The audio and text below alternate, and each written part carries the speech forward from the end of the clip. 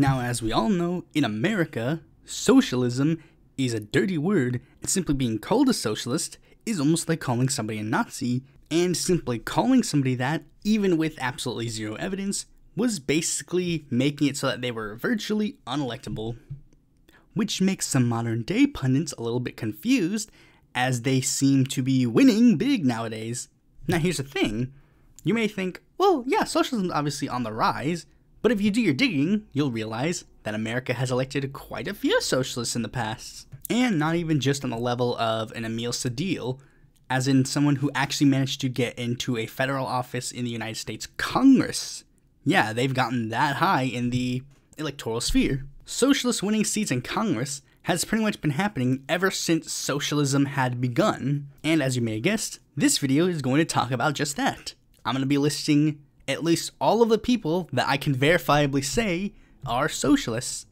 Now here's the thing, I say verifiably because to a degree, there is a little bit of nuance, as everybody seems to have a slightly different perspective on what a socialist is, ranging from the, well, not exactly right, but you're in the right range, to the absolutely perplexing. For example, if I gave this task to Fox News, they'd pretty much list every single Democrat elected to United States office.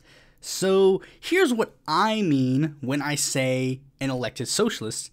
They were either A, a member of an explicitly socialist political group, or B, if they were not, they independently identified as a socialist, or had basically espoused socialist ideology during their tenure.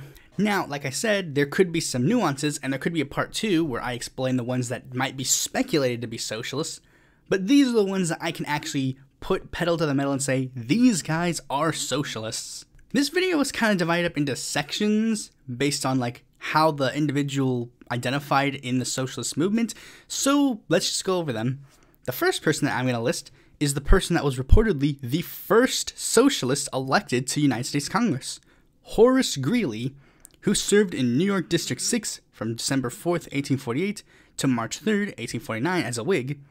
Greeley was interesting because 1, the Communist Manifesto was written just 11 months prior, and socialism had pretty much just entered the scene as an actual viable ideology, and 2, he actually hired Karl Marx and Frederick Engels to work for him in the New York Tribune. However, he didn't really seem to do much in regards to his socialist ideology because, like I said, he was only there for a couple of months.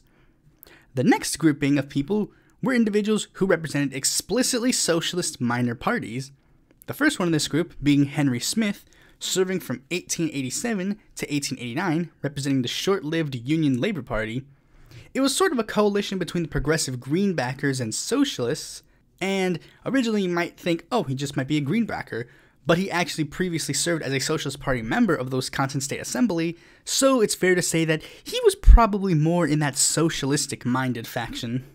Speaking of the Socialist Party, they themselves have actually managed to get 2 members elected to the United States Congress. Victor Berger, who served on and off in Wisconsin District 5 from 1911 to 1929, and Mayor London, serving New York District 12 from 1915 to 1919 and 1921 to 1923. The last 2 in this category are the 2 American labor congressmen. First, we'll talk about Leo Isaacson, who served in New York District 24 from February 17, 1948 to January 3, 1949, after winning a special election that was pretty much considered a proxy war between Henry Wallace and Harry Truman. But more prevalently was Congressman Vito Marcantonio, who served from 1939 to 1951, effectively being his party's sole representation throughout its entire lifespan. But interestingly enough, he also previously served 1 term as a Republican. Now, speaking of Republican socialists, that's a category that actually exists as well. I know, something that 100% would never happen today actually did exist at one point in the United States' history.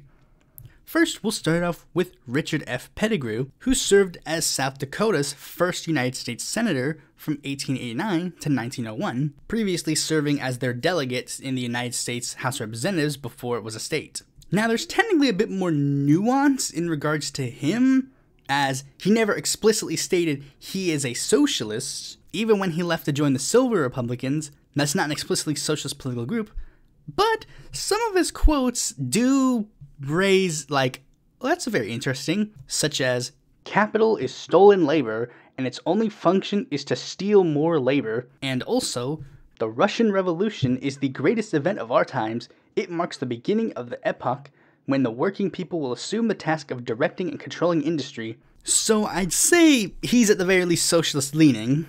Another person that fits in this category is Fiorello LaGuardia, who served in Congress from 1917 to 1919 and 1923 to 1933. Now, he was a bit more explicit in regards to being a socialist, but the thing about him that's interesting is that he never once claimed to, like, "Oh, I read Marx," or "I read Lenin," and blah, blah, blah. Like, he wasn't one of those types. He came to the conclusions that he came to due to, like, him just living his life and seeing how people are, rather than reading a book. Speaking of Marx, this next category is really interesting. The two in this category are John Bernard, representing Minnesota District 8 from 1937 to 1939 as a Farmer Labor Party member, and Hugh DeLacy, representing Washington District 1 from 1945 to 1947 as a Democrat. What makes these two special? Well, they weren't just socialists. These two were full-blown communists. DeLacy was a member of the Communist Party prior to his election to the House of Representatives and was part of a socialist pressure group that they had created and controlled called the Washington Commonwealth Federation. And while Bernard became a Communist Party member after his tenure in office, he actually used his time to speak favorably of the communists fighting against the reactionaries in Spain, the idea of a popular front, and even submitted the Communist Party's paper, the Daily Worker, into congressional record. The next category are three members of Congress that identified as socialists, but are not part of a larger socialist group. The first one in this category is William H. Mayer, who represented Vermont from 1959 to 1961. He was labeled as the furthest left congressman from the 1937 to 2002 period, and after his one term, he formed the Vermont-only socialist party called the Liberty Union Party. Speaking of the Liberty Union Party, we of course have to talk about the one who is attributed to the large socialist rise in the modern day, Bernie Sanders, who started his career in the Liberty Union Party before being elected as an independent socialist to the House of Representatives in 1991, and later the Senate in 2007. Despite his presidential runs pretty much giving DSA new life, he himself is not a DSA member, which has led to some folks criticizing him for it. Another person who's not a member of DSA, who is considered part of this massive socialist boom, is Ilhan Omar, who got elected in 2018.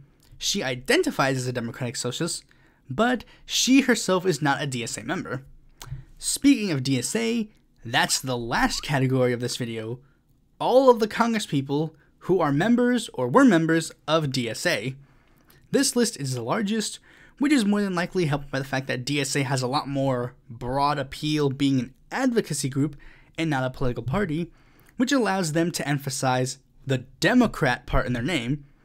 We have to divide them into two groups, formers and incumbents. The first DSA congressman was John Conyers, who served in Michigan from 1965 to 2017. Then there was Ron Dellums of California, who served from 1971 to 1998. Then there was David Bonnier, also from Michigan, serving from 1977 to 2003. Next was Major Owens, who was the congressional successor to Shirley Chisholm, serving from 1983 to 2007.